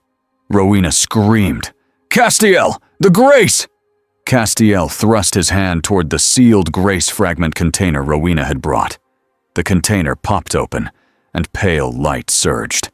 Castiel caught it, face contorting with strain, and hurled that light into the anchor's carvings like a wedge. The anchor's flare stuttered. Dean yelled, "Do it!" The stranger moved in. He drove the red blade into the anchor core with a force that made the whole structure scream. Not a sound. A vibration that rattled Sam's teeth. The core cracked. The rift above it shuddered. The architect reached through the rift with one hand, trying to grab the stranger. Its fingers were not human. They were long, sharp, and carved with symbols. The stranger did not retreat. He grabbed the architect's wrist. For a second, Sam saw them locked across worlds. A builder and a destroyer. The architect's voice turned harsh. "You cannot end hell." The stranger said nothing. He simply tightened his grip and pulled. The architect stumbled forward, forced closer to the collapsing edge. Castiel shouted, "Dean!" Dean didn't wait for the plan to make sense. He ran forward with the demon-killing blade in his hand and drove it into the architect's reaching arm where it crossed the threshold. The architect jerked back, hissing. Sam grabbed a handful of salt and flung it through the air, right into the rift's edge, like a reflex, like anger made into motion. It didn't kill anything there, but it disrupted the boundary for a split second. Rowena shouted words that made the air snap. The rift screamed wider for one terrifying moment. Then the anchor core broke fully. A shockwave rolled out. Everyone hit the floor. Sam felt his shoulder slam into concrete. His ears rang. His vision swam. He heard Dean grunt nearby. He heard Castiel's breath catch, sharp and pained. And over it all, he heard the sound of the rift collapsing like a door slamming shut. When Sam pushed himself up, the chamber was filled with dust and silence. The anchor core was split into dead metal. The red light was gone. The rift was gone. The architect was gone. But on the floor where the core had been, a faint claw mark circle remained burned into the concrete, like a scar. Dean stood slowly, wiping blood from his lip. He looked around at the freed hunters. "You alive?" he barked. A woman nodded shakily. "Yeah." Dean's chest rose and fell hard. "Good." Castiel sat against the wall, eyes dim but steady. He looked at the stranger and said quietly, "You chose." The helmet turned toward him. Castiel swallowed. "Thank you." Rowena got to her feet with a groan. "Well," she said, brushing dust off her coat, "that was absolutely awful." Dean shot her a look. "You say that like you didn't enjoy it." Rowena smiled faintly. "I enjoy winning." Sam helped the last hunter stand. "We need to get everyone out." Dean glanced at the stranger. "You okay?" The stranger didn't answer. He walked to the burned claw mark symbol on the floor and stared at it like it was a warning he could read. Then he turned and headed toward the exit. Dean watched him go and felt the truth settle in. The rifts would slow now. The network was cut. The trunk was gone. But the builder was still out there, and it had left a mark. The world didn't end that night. That counted as a victory in Dean's book. Back at the bunker, the freed hunters rested in the spare rooms. Sam moved like a nurse and a librarian at the same time, checking wounds and collecting stories. Rowena sat at the table with a blanket over her shoulders, sipping tea like she hadn't almost died under a vault. Castiel stood alone near the map wall, staring at the red circles Sam had drawn. One by one, Sam crossed them out. Less red. More blank space. But not empty. Never empty. Dean walked into the armory and found the stranger in the same place as always. Weapons cleaned. Gear aligned. The cassette tape sitting untouched on the workbench. Dean leaned on the doorway. "So, we cut the trunk. That should stop the big spikes." The helmet tilted slightly. Dean took a breath. "He tried to send you home." No response. Dean nodded anyway. "Yeah, I figured." Dean stepped closer and looked at the scarred armor, the marks, the calm. "You're still here," Dean said. The stranger didn't move. Dean's voice softened, just a little. "That means something." He reached out and tapped the cassette with one finger. "Still not ready for music, huh?" The stranger stared at it for a moment. Then, slowly, he picked it up. Dean's eyebrows rose. The stranger walked to the old tape player Dean kept on a shelf because Dean, kept everything. He placed the cassette in. He pressed play. A low guitar riff filled the armory. Not loud, just steady. Dean's mouth opened a little in surprise, and he couldn't stop the smile that spread across his face. "Okay," Dean whispered. "Okay, that's huge." The stranger stood in the sound like it was weather, not smiling, not reacting, but not turning it off. Dean took the win and backed away before he ruined it by talking too much. In the hall, Sam met him with a tired look. He played it? Dean nodded, still stunned. He played it. Sam's face softened. Good. Castiel appeared beside them, gaze distant. He will remain. Dean's smile faded. Yeah. Sam looked at the map again. If the network is cut, why do I still feel like this isn't over? Castiel's eyes tightened. Because the builder escaped. Rowena's voice drifted from the library. And because clever monsters don't quit after one failure. Dean IV rubbed his face. Great. Sam's voice went quiet. But we bought time. Castiel nodded once. Yes. Dean looked down the hall toward the armory, toward the heavy shape that had become part of their bunker now. He's not a pet, Dean said. He's not a weapon we control. Sam nodded. I know. Dean's jaw clenched. But he's on our side. Sam looked at Dean. For now. Dean didn't argue. He couldn't. Because Dean had seen the rift open to that burning world.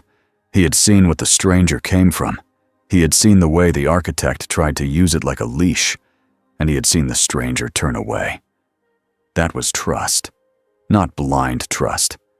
But something real. Sam crossed out the last big red circle on the map.